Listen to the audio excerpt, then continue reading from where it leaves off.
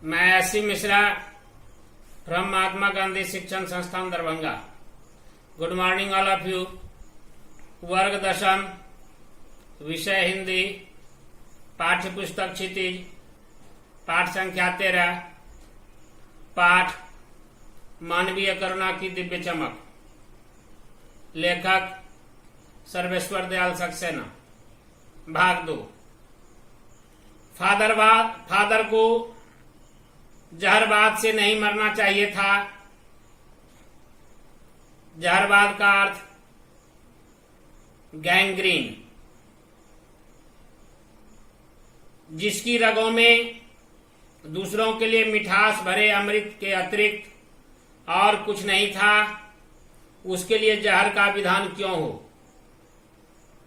रग का अर्थ नस, अतिरिक्त का अर्थ अलावा, विधान का अर्थ नियम। यह सवाल किस ईश्वर से पूछें। प्रभु की आस्था ही जिसका अस्तित्व था। आस्था का अर्थ विश्वास, अस्तित्व का अर्थ जीवन। वह देह की इस यातना की परीक्षा उम्र की आखिरी देहरी पर क्यों दे।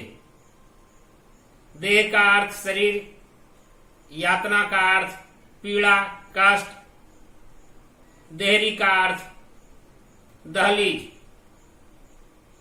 एक लंबी पादरी के सफेद चोगे से ढकी आकृति सामने है। गोरा रंग, सफेद झाई मारती हुई भूरी दाढ़ी, नीली आंखें, बाहें खोल, गले लगाने को आतुर।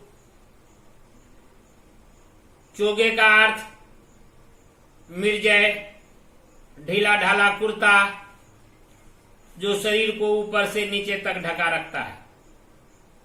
आतुर का अर्थ व्याकुल। इतनी ममता, इतना अपनत्व इस साधु में अपने हर एक प्रियजन के लिए उमड़ता रहता था। मैं 35 साल से इसका साक्षी था।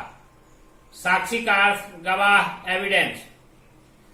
तब भी जब वह इलाहाबाद में थे और तब भी जब वह दिल्ली आते थे। आज उन बाहों का दबाव मैं अपनी छाती पर महसूस करता हूं। महसूस का अर्थ अनुभव। लेखक महोदय कहना चाहते हैं सक्सेना साहब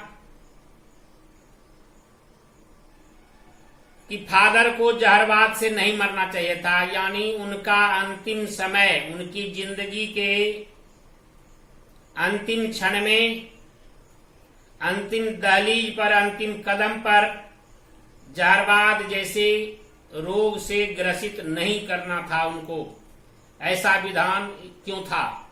ऐसा नियम कैसे बना कि जो व्यक्ति दूसरों के लिए अपनापन लिए हुए, दूसरों के लिए प्रेम लिए हुए दौड़े फिरते थे, उनके साथ अपनत्व को निभाने में कोई कसर नहीं छोड़ते थे, आखिर उनके जीवन के अंतिम क्षण में जहरबाद क्यों? यह सवाल किस ईश्वर से पूछे? कहते प्रभु की आस्था ही जिसका अस्तित्व था। कहते ईश्वर के में विश्वास ही जिनका जीवन था, और वह देह की इस यातना, कहते शरीर की इस पीड़ा की परीक्षा उम्र की आखिरी दहलीज पर क्यों, देहरी पर क्यों दे, दहलीज पर क्यों दे। तो अक्सर देखा गया है कि बड़े बड़े संत जो जीवन में कार्य किए, अंतिम क्षण में उन्हें परिणाम उसका विपरीत भुगतना पड़ता है। इसका सबसे सटीक नमूना हमारे पूज्य बापू गांधी जी थे, जिन्होंने जीवन भर अहिंसा का पाठ पढ़ा, अहिंसा का पाठ पढ़ाया, अहिंसा का पालन किया, कदम कदम अहिंसा के बल चले, और अंत में उन्हें ही हिंसा का शिकार होना पड़ा। हमारे नवीन भारत के उद्घोष करने वाले महान प्रणेता,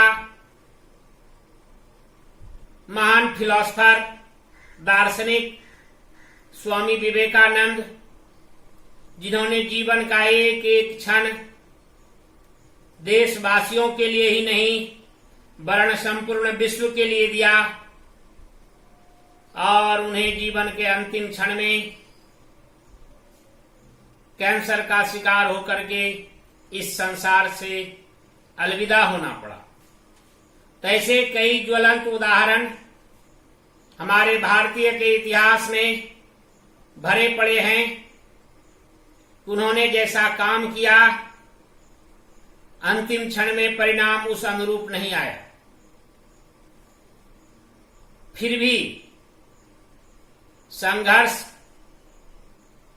जारी रहना चाहिए। और संघर्ष का एक अलग आनंद है, परोपकार का एक अलग आनंद है, अपनत्व का एक अलग रस है। वह सब चीज स्वार्थ, भौतिक सुख, कृत्रिम जीवन में नहीं मिल सकता। एक लंबी पादरी के सफेद चोगे से ढके आकृति मतलब चेहरा, आकार, प्रकार, उनका गोरा रंग, उनकी झाई मारती चेहरे, सब कुछ जिनसे एक बार परिचित हो जाते थे उनसे गले लगाने के लिए आतुर। और लेखक महोदय कहते हैं उनसे मेरा परिचय उस समय भी रहा जब वे इलाहाबाद में थे, और परिचय उस समय भी रहा जब वे दिल्ली आते थे, लेकिन उनके अपनत्व का रंग कभी फीका न पड़ा। धन्यवाद।